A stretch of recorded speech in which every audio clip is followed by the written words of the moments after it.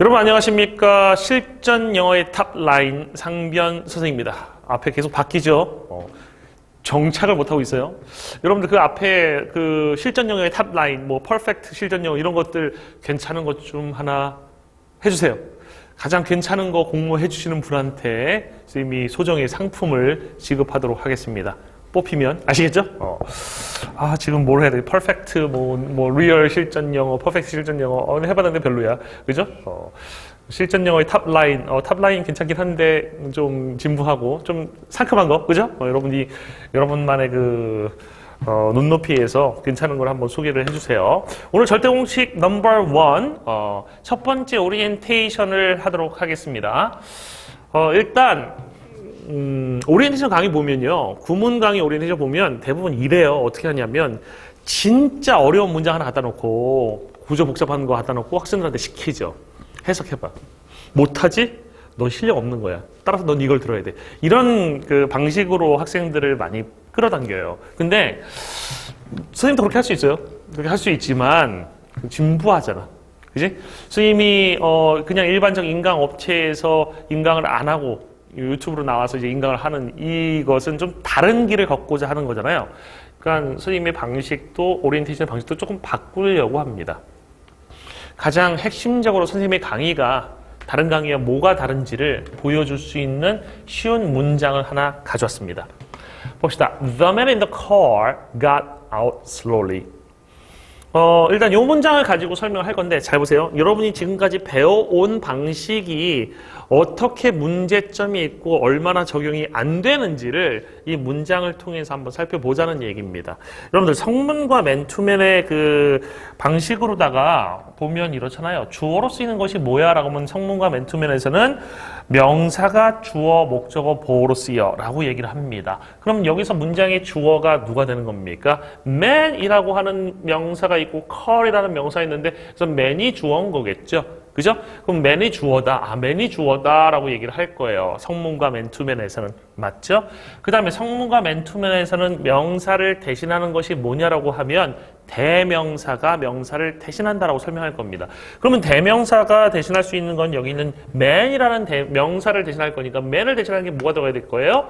he가 들어갈 거예요. 그러면 여기다가 he를 한번 써볼게요. he를 써서 man 대신 한번 읽어보세요. The he in the car got out slowly가 됩니다. 맞아요? 틀려요? 틀렸어요. 틀린 게 됩니다. 여러분의 잘못이 아니에요. 잘 봐. 분명히 난 시킨 대로 했잖아. 주어로 쓰이는 것은 명사야. 명사를 대신하는 건 대명사야. 명사를 대명사로 바꿨어? 그랬더니 틀려. 그렇지 않아요? 여러분 잘못이 아니라고. 여러분이 잘못이 아니고 불완전한 영어 학습 방법, 불안정한 영어의 체계를 통해서 여러분이 영어를 배웠던 게 문제인 거지. 아니면 그렇게 불완전한 체계인데도 불구하고 그 불완전한 체계를 뛰어넘지 못하고 학생들한테 똑같이 그 불완전한 체계를 강의하고 있는 선생님들의 책임일 수도 있는 거죠. 그죠? 선생님은 여기에서 이런 접근을 한번 해볼게요. 봅시다. 거꾸로 한번 접근해 봅시다. 여기서 he라는 것이 어디부터 어디까지 he가 되면 he가 주어로 쓰일 수 있을까라는 접근을 해보면요. He got out slowly는 맞아요? 틀려요? He got out slowly. He got out slowly 맞잖아요. 하지만 he in the car은 돼야 안 돼요? he는 수식을 못 받아요. 그러니까는 분명히 the부터 car까지를 이렇게 he로 대신할 수 있거든. 그럼 이 he가 문장에 뭐가 되는 거예요? 주어가 되는 거야. 맞죠? 그리고 got이 뭐가 되는 거야? 동사가 되는 거야. 이래서 he got out slowly. 여러분 get이라는 동사는 여러분 얻다라는 뜻으로 다 외우고 있겠지만 선생님의 어휘 강의를 들은 사람들은 아마 거기서도 이거 설명했겠지만 get의 중심 의미는 움직이다라는 뜻이에요. get의 중심 의미 뭐라고? 움직이다. 선생님은 이렇게 중심 의미로 설명을 한다고. 그래서 get이 움직이다니까 그는 움직였다야. 중심 의미로 해석하면 그는 움직였다 밖으로 천천히. 밖으로는 어디 밖으로요? 내용서로 차 밖으로겠지. 이해됐어요? 그럼 내가 이제 다시 하고 싶은 얘기는 뭐냐면 he가 주어인 게 확실해. 그럼 여기서 주어는 man이에요? The man in the car이에요. The man in the car 전체가 주어라고. 부정할 수 없죠? 반박할 수 없죠? 그죠? The man in the car이 주어예요. 그러면 잘 봐봐. 성문과 맨투맨에서 주어로 쓰이는 게 한 단어 이상이면 굿 또는 절이라고 그랬잖아. 두 단어 이상이면 굿 또는 절이라고 그랬다. 성문 맨투맨에서 쓰이면 한 단어지만. 두 단어 이상이라면 지금 다섯 단어니까는 분명히 구예요. 그럼 얘 정체가 뭐냐? 성문과 맨투맨은 이 The Man in the Call이라는 덩어리에 대한 이름이 없습니다. 근데 여러분들은 지금 선생님이 이거 구잖아라고 했을 때 무슨 구가 떠올랐어? 그치? 명사구 떠올랐지. 성문과 맨투맨에서 명사구는 한번 정리해 볼게. 성문과 맨투맨에서 명사구는 뭐라고 정의되냐면 동명사철, 투부정사철처럼 그 명사처럼 쓰이는 구라고 얘기합니다. 명사처럼 쓰이는 구라고 정의를 해. 성문과 맨투맨에서는. 근데 영어학에서의 명사구는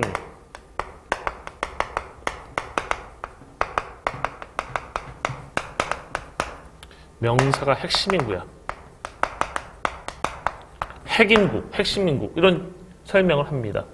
이게 가장 큰 차이점이에요. 명사가 핵심인구예요. 그러니까 명사가 가장 중심되는 위치에 있는 덩어리다라는 얘기야. 알겠어? 이게 바라보는 관점이 다른 거야. 명사가 핵심이 되는 구는 성문과 맨투맨에 없어요. 근데 이 영어학에서 말하는 이 명사구, 즉 아까 앞에서 봤던 The Man in the Car 같은 것이 영어 문장의 최대 70%를 구성한대. 70%를 구성한대. 그럼 이 명사구가 70%를 구성한다는 얘기는 이 명사구를 볼 수 있는 사람은 70%를 이해할 수 있다는 얘기고, 이거를 동명사절, 투부정사절, 명사로 생각하는 학생들은 이 70%를 제대로 못 보고 있다는 얘기야. 정확히 파악을 못 한다는 얘기예요. 이게 영어를 해도 안 되고 해도 예외가 생기고, 그죠? 배운 걸 적용하려고 정역이 안 되는 그런 이상한 현실, 이 현실을 만들어내고 있는 원인이에요. 알겠어요? 선생님은 영어학에서 그 완벽하게 만들어 놓은 규칙이라는 거, 영어학에 설명하는 완벽한 규칙, 이거를 여러분 눈높이에 맞게 설명을 할 뿐이에요. 그렇게 설명하면 예외 없이 적용이 돼. 배운 대로 적용이 돼. 신기한, 첫 시간에 배웠는데 그게 보이기 시작해. 옛날엔 안 보였는데 보이기 시작해.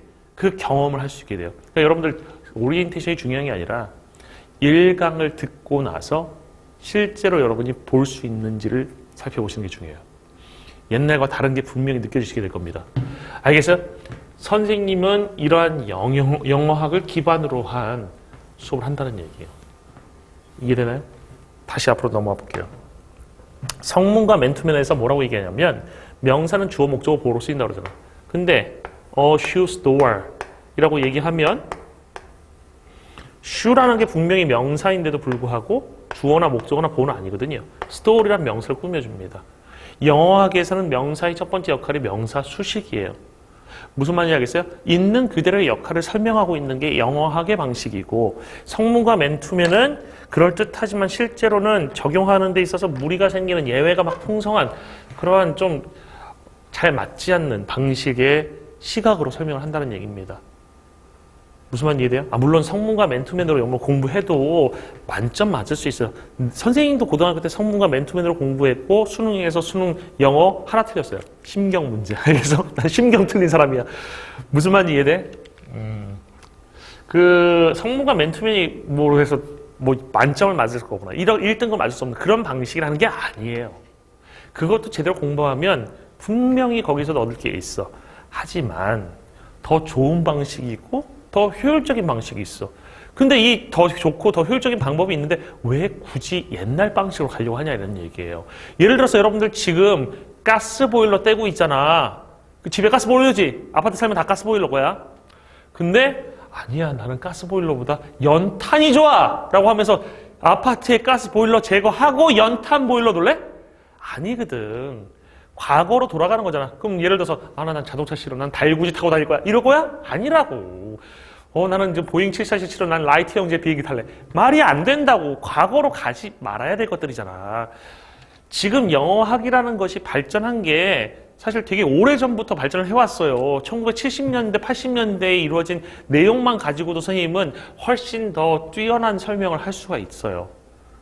우리나라의 주류가 되는 99%의 내용보다 우리나라의 99%는 성문과 맨투맨으로 지금도 강의하고 있습니다. 재미있는 건 여러분들 부모님하고 똑같은 책으로 공부한다고 생각하시면 돼요.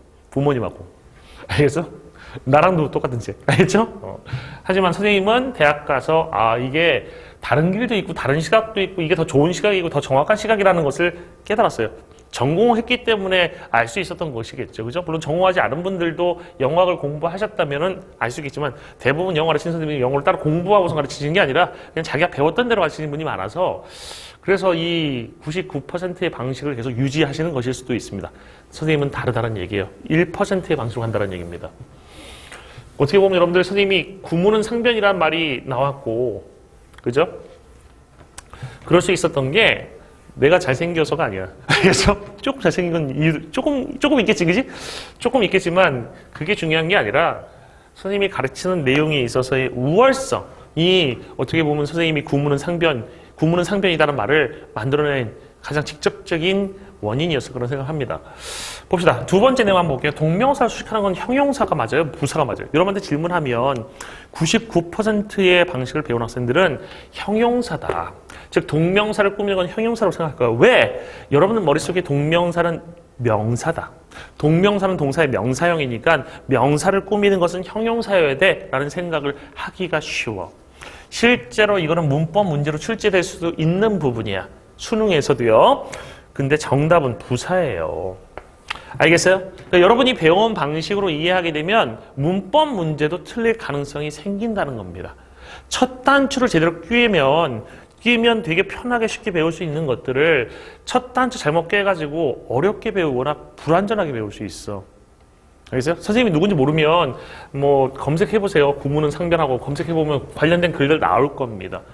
알겠어요? 선생님 구문에 대해서 피드백이, 그러니까 학생들이 써놓은 글 보면 내용이 뭐 후졌다라든지 뭐 내용에 예외가 많다라든지 이런 얘기는 없어요. 예외 없고 정말 최고의 구문 강의다 이런 얘기 했는데 단점이 있다면 재미없다. 알겠어요? 재미없다, 졸리다 이런 얘기가 있지 뭐 선생님의 그 가르치는 방식이라든지 가르치는 내용에 있어서의 문제제기는 하나도 없습니다.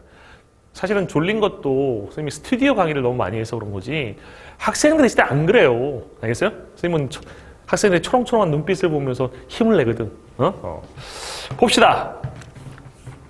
절공원의 장점이 뭡니까? 아까도 얘기했잖아.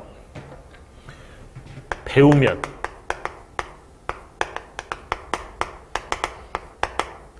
바로 적용돼요. 배우면 바로 적용돼. 첫 시간에 배운 거 바로 적용할 수 있을 거야. 그래서 두 번째, 예외가 없어. 막 예외라고 막 해왔던 것들이 다 규칙 속에서 설명될 거야. 알겠어요? 엄청나게 위대한 느낌을 받을 수 있습니다. 그러니까 선생님이 절공원의 장점이 뭐냐면 이 장점인데 그래서 영어가 재밌어져요. 그러니까 수학 공식 있잖아. 수학 공식은 그냥 대입하면 바로 답 나오는 거 아니야. 영어에도 공식이 이게 왜 제목이 절대 공식이에요? 이거는 적용하면 적용이 되는 거기 때문에 절대 공식이에요. 절대적인 공식이야. 절대 평가라서 절대 공식이 아니에요. 물론 조금 있어 그 이유도. 근데 절대적인 공식이란 얘기야. 100% 적용이 된다는 얘기예요. 알겠어요? 학생들이 선생님을 선택했던 이유도 여기에 있는 겁니다. 선생님이 그렇게 유명하지 않잖아요. 뭐 좋은 선생님들도 많고 유명한 선생님 많고 선생님보다 잘생긴 선생님들도 많고 더 좋은 배경을 갖고 있고 더 좋은 배경이라는 것은 이 백그라운드 그 업체, 그죠? 저 훌륭한 업체를 갖고 있는 그런 선생님들하고 선생님하고는 그 같은 선상에서 경쟁하고 있지 않지만 구문에 있어서 선생님이 경쟁을 하게 되면 밀리지 않습니다. 그래서 밀리지 않습니다. 물론 독해는 그럼 밀리느냐? 선생님 독해도 괜찮아요. 안 들을 뿐. 알겠어? 학생들 많이 안 들어왔을 뿐. 그러니까 이런 학생이 많거든. 선생님 구문 듣다가 다른 선생님의 독해로 넘어가고 이런 그 길로 가는 학생들 많은데 선생님 구문 강의뿐만 아니라 독해 강의도 괜찮아요. 믿어봐. 믿어보라고. 진짜 믿을만 할 거야. 아무튼 예외 없는 공식을 통해서 가르치기 때문에 이 공식을 배워서 적용을 하면서 재미가 생기고 재미가 생기면 공부는 저절로 가는 거야. 여러분들 게임할 때 여러분들 재밌으니까는 하지 말라고 하는 거 아니야. 그죠? 영어 여러분이 하다가 포기한 이유가 뭐야? 아, 해도 안 돼. 아, 배웠는데 왜 도대체 해석이 안 돼? 해석도 배우지 않은 수업도 있을 수 있고 맨날 문제풀이 스킬만 배우고 문제풀이 스킬만 배우면요. 내가 거의 장담할 수 있는데요. 스킬만 배우면 성적이 오르지 않아요. 실력을 올리는 것은 근원적인 것은 영어에서 해석밖에 없어. 여러분이 점수 왜 안 나오는지 생각을 해봐. 생각을. 아무 생각 없이 접근하지 마. 아무 생각 없이 접근하면 그 수능을 한 번에 이렇게 성공할 수가 없다고. 여러 번 수능을 치러야 될 수도 있다고.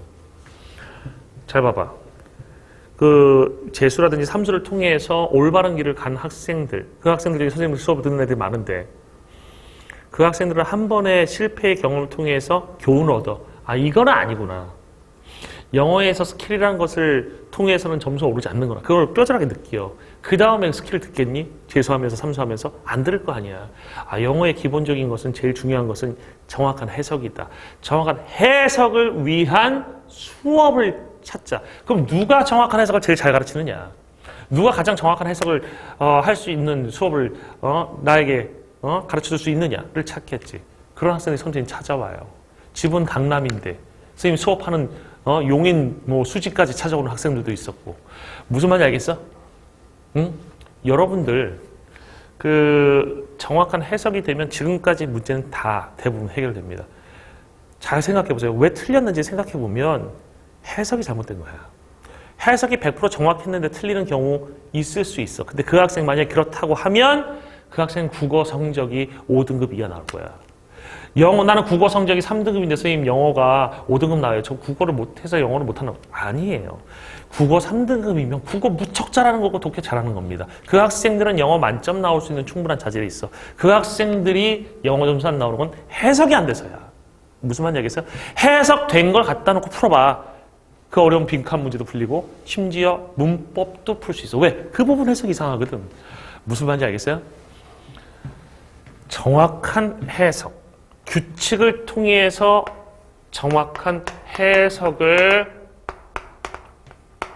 가져오는 것이 바로 절대 공식 넘버 1입니다.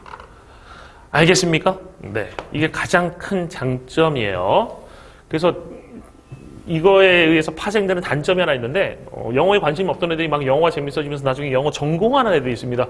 선생님 제자 중에 그래서 영어 전공해가지고 지금 영어 선생님 하다가 선생님 저는 강사가 될래요. 그래서 선생님한테 이제 올해부터 새끼 강사로 오는 제자도 있어요. 무슨 말인지 알겠어요? 나 때문에 영어 얘기로 간 거죠. 이 사양 산업 쪽인데 이게 잘못 온 거 같아. 절대평가되고 그죠? 그 다음에 교재의 내용과 구성을 알려주세요. 절대 공식 넘버 1은 오로지 구와 절을 설명합니다. 구와 절을 어떻게 설명하냐면 성격이 비슷한 구와 절을 묶어요. 그래서 파트 1에서는 명사의 덩어리라고 해가지고 주어, 목적어, 보어로 쓰이는 명사구, 동명사절, 투부정사절, 명사절이라고 하는 4가지의 구와 절들을 배우고요. 파트 2에서는 형용사의 덩어리. 형용사의 덩어리라고 하는 구와 절들이 있어요. 형용사의 덩어리에 해당되는 구와 절들은 형용사구, 분사절, 전치사구, 투부정사절, 분사절, 투부정사절, 그리고 관계사절 이런 게 있습니다. 이것을 파트 2에서 배우고 그 다음 파트 3에서는 뭘 배우겠어 그러면? 부사의 덩어리입니다. 부사의 덩어리. 파트 3에서 부사의 덩어리인데 이 부사의 덩어리는 이제 부사구, 전치사구, 투부정사절, 부사절, 분사구문이라는 덩어리들이 있어. 이것들을 배우면 이것들이 문장을 구성하는 전체의 구와 절들이야. 문법 용어에 대해서 여러분들 되게 무슨 알러지 있는 사람도 있어. 그러니까 학생들 중에 보면 그냥 공부하기가 싫으니까 하나를 더 배운다 하면 싫은 거야. 그래서 하나를 덜 배울 수 있는, 하나를 덜 배울 수 있는 길을 선택하는 애들이 있어. 문법 용어 되게 싫어해. 문법 용어. 야, 문법 용어로 설명하지 않는 선생님의 강의에도 명사, 형용사, 부사라는 용어는 분명히 나와. 품사도 없이 가르쳐? 그런 사람은 우리나라 사람이 아닐 거야. 그래서 잘 봐봐. 선생님이 하나 얘기해 줄게.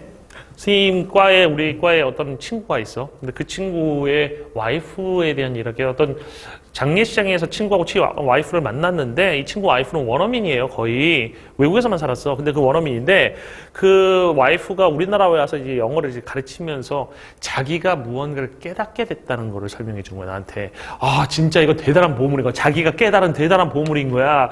뭐냐고 그랬더니만 하는 말이 영어에 있는 모든 덩어리는 딱 세 가지 성격밖에 없어요. 명사, 형용사, 부사 이렇게 얘기하는 거예요. 그래서 나는 이미 알고 있었던 거거든. 그 친구 와이프는 성문 맨투맨이라든지 문법 같은 걸 아예 배우지 않았던 거잖아. 그러니까는 아무것도 모르는 상태에서 자기 스스로 터득한 건데 나는 이미 알고 있었던 거. 대학교에서 전공해서 또 배운 거를 설명하고 있더라고. 다시 말하면 원어민들에게 있어서도 그 특징은 있다는 것이 파악이 된다는 얘기예요. 스스로도 그것이 되게 중요한 사실로 다 파악이 된다는 것은 학생들이 알아야 된다는 것이고 이런 문법적 성질을 모르는 상태에서는 영어에 한계가 있다는 얘기야. 무슨 말인지 알겠어? 선생님이 문법 용어로 쓰는 것들은 이 명사의 덩어리, 형용사의 덩어리, 부사의 덩어리에 해당되는 구와 절들, 이 구와 절들의 이름 필요하잖아. 그지? 잘 봐봐. 그냥 ing라고 얘기하는 거. 이건 문법 용어 아니야? ing라고 얘기하는 건 문법 용어 아니야? 이것도 문법 용어야. 착각하지 마세요. ing는 문법 용어 아니라고 생각되지? 형태로 다 얘기하고 있지만 문법 용어야. 영어학에서 ing 절이라고 얘기해. 알겠어요? ing 절이라고 하는 거야. ing도 문법 용어야. ing를 쓰면서 자기 문법 용어 쓰지 않는다고 하는 건 말도 안 되는 거야. ing도 문법 용어예요. ing 절에는 동명사절이 있고 분사절이 있어. 이거 왜 나누니? 이걸 나누면 이 성격이 다르기 때문에 나누는 거야. 성격이 다르서 이 다르기 때문에 이 두 가지의 차이점을 이해할 수 있으면 문장을 더 잘 알 수 있으니까 나누는 거야. 알겠어요? 이름을 붙이잖아? 그러면 그 이름에 의해서 우리가 개념이 생겨. 이름이 없으면 개념이 없어. 그냥 ing 절이라고 하는 애들은 동명사절하고 분사절 구별 못해. 어떤 선생님이 해설 강의를 봤어요. Externalizing conversations. 이게 구평에 나왔던 표현이야. Externalizing conversation. 그 뒤에 동사 conversations are 이렇게 나왔었어. Externalizing conversations are. 근데 이거를 대화를 외면화하는 것이라고 해석하는 분들이 있어. 해설 강의에서. 이 해설 강의는 틀렸어요. 왜? are이 나오잖아? 복수란 얘기거든? Externalizing conversation 이렇게 꾸미는 거야. 이거 외면화가 아니라 외현화라고 해석해야 돼요. 외현화용 대화라고 해석해야 돼. 이게 정확한 해석이야. 있는 구조 그대로 해. 복수로 해석되는 것이야. 알겠어요? 그러니까는 사실은 문법 용어라는 거가 왜 필요하냐? 이게 대화를 외연화하는 것이냐? 외현화용 대화이냐를 차이를 구별할 수 있는 능력은 이런 용어의 차이를 구별할 수 있는 것이 출발이 되는 거야. 개념이 있다는 거거든. 선생님 이런 건 뭐 시험이랑 관계없는 거 아닙니까? 해석만 하면 되잖아요. 문법 문제에 adapting novels가 나온 적이 있어. 선생님 수업 들으면 나중에 나오는데 adapting novels 같은 경우도 소설을 개작하는 것인지 개작용 소설인지에 따라서 뜻이 바뀌어. 그게 문법 문제 나왔어. 1번 선지였어. 거기서 물었던 게 그거야. 이게 동명사절이니 명사구니? 라는 걸 물었어요. 이 얘기 무슨 얘기인지 이해 못하는 사람들 나중에 첫 번째 강의 듣고 동명사절까지 강의 들으면 이거 다 들을 수 있는 내용입니다. 그러니까 이런 것들을 선생님의 강의를 통해서는 배울 수가 있어요. 정확하게 해석하는 법을 배울 수 있어요. 선생님 어차피 100% 정확할 필요 없잖아요. 점수만 나오면 되잖아요. 잘 봐라. 정확하게 100% 정확하려고 노력하면 그때 90%의 정확성이 생길 가능성이 생기는 거지. 나는 90%의 정확성만 얻을 거야라고 하면 90%의 정확성 얻지 못한다고. 무슨 말인지 알겠어요? 나는 수학 문제에서 30번 문제만 빼고 다 풀어야지. 30번도 못 풀지만 나머지 다른 문제도 못 푸는 게 생겨나. 무슨 말인지 알겠어요? 준비할 때는 완벽하려고 노력해야 돼. 완벽하려고 노력해도 완벽한 성적이 안 나올 수 있어. 무슨 말인지 알겠어요? 절대평가로 바뀌면서 학생들이 어떻게 바뀌었냐면, 뭐 수능 이외의 학습자들은 관계없는 얘기지만 들어보세요. 상대평가 시절에는 100점을 맞으려고 노력했어요. 근데 그 중에서 8%만이 90점이 넘었습니다. 100점을 맞은 게 아니고. 절대평가 되면서요, 학생들이 나는 이제 90점만 맞으면 된다고 생각하고서 막 공부를 하죠. 90점이 안 나와요. 진짜 많은 숫자, 시험이 엄청 쉬웠는데도 진짜 많은 수의 학생들이 89점에 걸렸어. 제일 안타까운 게 89점입니다. 89점하고 90점은요, 실력 차이가 없는데 인생의 차이가 생깁니다. 어떤 대학을 가냐 못 가냐가 89점하고 90점 사이에서 결정날 수 있어요. 아시겠어요? 그러니까 기왕 하는 것 제대로 하세요. 영어 잘해서 나중에, 지금 영어 잘하면 뭐 소용 있어요? 소용 있어! 알겠어요? 영어 잘하면 대학 가봐. 전공책 읽을 때도 도움되지. 제대로 하세요. 한번 하면. 알겠나요? 그 다음에 넘어갑니다. 강의 수강 대상 알려주세요. 수능준비생 1에서 3등급 학생이 가장 잘 맞는데 4등급 학생도 듣는데 지장 없습니다. 이해할 수 있습니다. 알겠어요? 이 정도 학생들이 사실은 등급 대상이 되고요. 학년으로 따지면 고2부터 들어도 상관없습니다. 고1도 영어 좀 하는 학생들을 들을 수 있습니다. 고1의 상위권이라든지 학생들 들을 수 있어요. 고2도 상위권 학생들 들을 수 있을 것 같습니다. 안 써도 될 것 같고. 그 다음에 일반적인 공시라든지 토익이라든지 토플이라든지 뭐 대학생이라든지 일반인들, 영어를 처음 공부하는 분들 또는 옛날에 공부했는데 제대로 공부하고 싶다라든지 대학 갔더니만 영어 진짜 필요해서 어쩔 수 없이 해야 될 것 같다라고 생각하는 학생들 이 강의를 들으시면 도움 많이 들 수 있습니다. 가장 주력 강의예요. 필수 강의입니다. AB1은 제가 가르치는 모든 학생들이 다 들어야 되는 강의라고 생각합니다. 제일 주력 강의고 선생님이 옛날에 어떤 업체에서 이거를 한다고 했을 때 그 업체에서 이런 말 하는 사람이 있어요. 그거 하면 망한다. 인강 안 된다. 라고 했는데 이것만 성공했습니다. 알겠어요? 이것만 성공했어요. 그만큼 학생들한테 도움이 많이 되는 강의예요. 정말 도움 많이 되는 강의니까 절대공식 넘버 1이라는 이 강의를 꼭 놓치지 마시길 바랍니다. 강좌 효율을 극대화하기 위한 방법을 알려주세요. 사실 효율을 극대화하는 방법은 이거예요. 개념 배우잖아요. 개념을 배우지? 그럼 이 개념을 어디에 적용시켜? 예문에 적용시켜. 그래서 개념을 예문에 넣어서 이거를 이해하는 과정. 개념을 예문에 넣으면 예문이 이해될 거 아니야? 선생님이 가르친 방식대로. 그래서 이 예문을 이해를 하는 과정을 반복하세요. 숙달하세요. 이해의 과정을 반복하고 숙달하면 여러분에게 진짜 뭐가 생기냐면 실력이 생깁니다. 알겠어요? 실력이 생기고요. 이게 바로 1회독, 2회독 할 때 그 회독이 되는 겁니다. 그러니까 선생님한테 수업을 듣잖아요. 그러면 선생님한테 배운 대로 개념을 예문 속에 집어넣어서 반복해서 이해를 하실 겁니다. 그리고 연습 문제 푸실 거고, 그죠? 그럼 거기서 이제 끝나는 학생들이 있는데 거기서 끝나면 안 됩니다. 이게 한 번 했다고 해서 내게 되지는 않거든요. 그러니까 수학 선생님들이 문제 풀었잖아? 그럼 이해되잖아. 그럼 그건 내가 안 거야? 내 거야? 아니에요. 그거 수학 선생님의 실력이에요. 여러분 실력이 아니야. 그게 이해됐을 때 계속 이해를 반복해야지만 이게 내게 되는 거야. 이게 내게 되었을 때는 언제 다시 그거를 풀어도 내가 풀 수 있어야지 돼. 수학 문제 같은 경우에도. 영어도 마찬가지야. 이해됐으면 새로운 문장 속에서 새로운 것들을 봐도요. 내가 배웠던 방식으로, 내가 이해했던 방식으로 보이기 시작해. 그러면 내게 된 거야. 알겠어? 가끔 착각하는 애들이 있어. 선생님, 배운 거를 왜 반복해요? 배운 거 반복하면 아무 의미 없어요. 재미없어요. 나 이거 다 아는 건데? 나 다 아는 건데 라고 말하는 학생의 특징이 뭐냐면 나 이거 한번 배워본 적이 있다는 사실을 기억한다야. 알겠어요? 배워봤다는 사실을 기억한다. 문장 봤다는 사실을 기억한다야. 실제로 그 문장을 알고 있는 게 아니라 안다는 착각 속에 빠져 있는 거란 얘기야. 그 학생들은 실력이 오르지 않아요. 쓸데없는 암기. 그러니까 잘 봐봐. 이 뇌라는 것이 어떻게 작동하는지 메커니즘도 우리가 이해할 필요가 있어.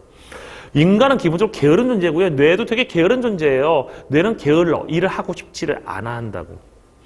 뇌는 어떻게 가냐면 이거 어차피 반복해야 되는 거면 외워야지라고 외워버립니다.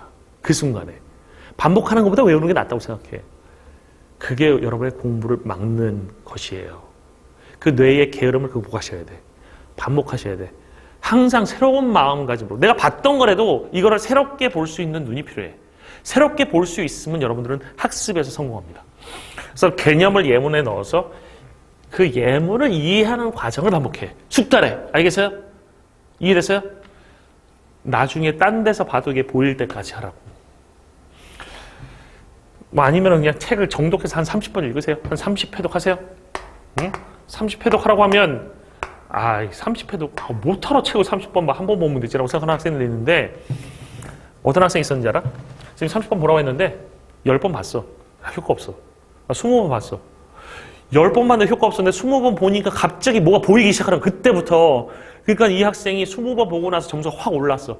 그러더니만 이 학생이 어떻게 된지 알아? 선생님 10번 더 볼게요. 스스로 자원해서 10번 더 본다고 그랬어. 왜? 20번 보니까 이제 그때서야 선생님이 반복해서 보라는 이유를 알게 된 거야. 그 세계는 경험해보지 않으면 모릅니다. 반복하기 전까지는 아무도 그 세계를 알 수 없습니다. 유토피아가 있어요. 알겠어요? 이 30회독 속에 천국에 가는 길, 극락으로 가는 길이 있습니다. 응? 회독하세요. 그게 효율을 극대화하는 방식이고 책에도 써 있으니까 책에 써 있는 안내, 공부 방법이라든지 이런 것들을 꼭 참고하시길 바랄게요. 그 다음에 절대공석 넘버1과 다른 강의의 차이점과 선생님이 다른 선생님과 차이점이 궁금합니다. 아까 강의의 차이점은 가장 큰 차이점 얘기했잖아요. 그죠? 이거는 영어학의 내용을 기반으로 하고 있고 예외 없는 영어학의 규칙으로다가 응용해서 여러분 눈높이에 맞게 고쳐서 강의하는 것이고 선생님만의 그래서 특화되어 있는 내용으로다가 설명을 하게 되는 것이고요. 다른 선생님들 대부분 성문과 맨투맨에서 유래된 일본식 영문법으로 강의를 하십니다. 예외가 좀 있고, 그죠? 뭐 좋은 점도 있다면 뭐 되게 단순화하는 것들이 있지만 단순하기 때문에 막 예외 같은 거 있고 규칙 적용 안 되고 이런 것들에도 단점이 생기는 부분이 있어요. 선생님과 다른 선생님의 차이점이 있다고 하면은 뭐예요? 생긴 게 달라요. 알겠어요?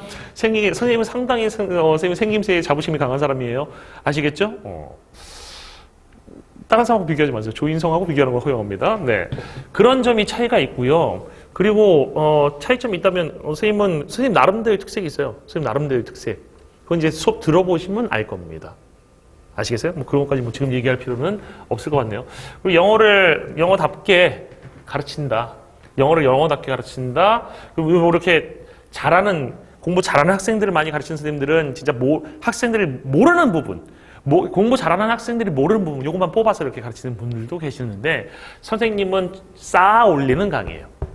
그러니까 가장 쉬운 것부터 시작해가지고 가장 어려운 것까지 아까 말한 그런 선생님들이 막 뽑아서 가르치는 내용도 소화할 수 있는 내용까지도 다 가르칩니다. 그래서 쌓아 올리는 강의, 체계적인 강의, 이게 핵심입니다. 그러니까 선생님 강의는 클리닉성 강의가 아니에요. 되게 유명한 선생님의 강의는 클리닉성 강의거든. 그래서 클리닉성 강의 같은 경우는 2등급 이하의 학생들이 들을 때는 아무 소용이 없는 강의입니다. 선생님은 쌓아가는 강의예요. 기초부터. 알겠어요? 선생님은 클리닉성 강의가 아니에요. 다른 선생님이고 지금 쌓는 강의입니다. 근데 클리닉성 강의까지도 다 포괄하는 내용이기 때문에 그죠? 제대로만 듣고 나면요. 진짜 여러분 영어에서 최고가 될 수 있습니다. 그 다음에 학생들에게 당부하고 싶은 말. 맨날 하는 말 똑같습니다. 맨날 당부하는 말 똑같아요. 제발 좀 완강하세요. 알겠어? 중요한 건 일단 완강이야. 그래서 내가 선생님이 제일 기뻤던 댓글이 뭔지 알아? 댓글이 선생님 저는요 지금까지 태어나서 인강을 완강해 본 적이 없는데 선생님의 강의는 완강했어요. 나는 이게 무슨 최고의 1타 강사다. 어떤 업체의 1타 강사다. 보다 사실 기뻐요. 이런 댓글이. 왜? 누구도 못한 거야. 그 학생을 완강시킨 거는. 알겠어요? 그 학생을 완강시킨 건 나만 할 수 있었던 거야. 완강시킬 수 있었던 거는 나의 유머는 한계가 있어. 그래서 나의 수업이 그 학생의 마음을 울릴 수 있었던 거지. 그 학생의 마음 속에 그 수업이 담길 수 있었던 거지. 울림을 줄 수 있었던 거잖아요. 그죠? 그만큼 선생님의 수업이 괜찮다는 만족이잖아. 그래서 되게 좋았어, 기분이. 무슨 말인지 알겠어요? 그리고 더 좋은 건 뭐냐면 완강하고 반복해서 선생님이 보라고 했던 그 세계를 보는 사람들이 생겨나. 그 세계를 보는 학생들은 진짜로 되게 강의가 되게 쉬워 보이거든요. 착각하면 안 돼요. 예문들이 쉽긴 한데 여기서 다루는 개념들은 절대로 쉽지 않습니다. 이거 여러분 거로 확실하게 만들면 여러분은 웬만한 인간 강사 수준을 넘어설 겁니다. 영어 실력에 있어서. 사실은 저는 인간 강사 되고 싶은 생각이 없는데요. 영어 그렇게까지 할 필요 없는데요. 라고 생각할 수도 있는데 영어 제대로 공부하면, 즉 수능에서 요구하는 것만 제대로 공부해도 여러분은 강사급이 될 수 있어. 구문은 그래. 독해는 다른 얘기야. 구문은 그렇다고. 무슨 말인지 알겠어요? 그 수준까지 여러분들을 높여드리도록 하겠습니다. 그러니까 제발 완강하고 반복을 열심히 하세요. 오늘 말이 좀 길었는데요. 절대공식 넘버 원에 대한 특징을 선생님이 이 짧은 시간에 다 설명을 드릴 수는 없어요. 가장 중심적인 것들 몇 개만 설명드렸거든요. 아마 수업을 들으시면 감탄하는 순간이 오게 될 겁니다. 옛날 어떤 학생이 이렇게 얘기하는 학생이 있었어요. 그러니까 선생님이 대종반에서 수업, 강남 하이퍼학원, 강남 청설학원 이런 데서 수업할 때 얘기인데 내가 그 관계사설의 축약이라고 우리가 배울 겁니다. 절대공식 넘버 원에서 축약이라는 걸 가르쳐서 그 수업 시간에 그랬더니 어떤 학생이 따라 나왔어. 그래서 뭐라고 얘기했냐면 선생님 그거를 그렇게 쉽게 가르치면 어떠냐고. 자기는 그걸 알아내기 위해서 진짜로 힘들었었다고. 그러니까 그 학생은 그런 내용을 배워본 적도 없었고 혼자서 스스로 터득한 건데 내가 너무 쉽게 그걸 막 10분도 안 되는 시간에 설명을 해버리니까 얘가 무슨 보물을 빼앗긴 느낌이었나 봐. 그래서 그 얘기를 하러 나왔더라고. 알겠어요? 그런 내용까지 담겨 있습니다. 여러분들 본 수업 시간에 뵙기를 바라겠습니다. 이것으로써 절대공식 넘버 원에 대한 오리엔테이션을 마치도록 하겠습니다. 끝까지 청취해 주셔서 감사합니다. 구독 눌러주세요.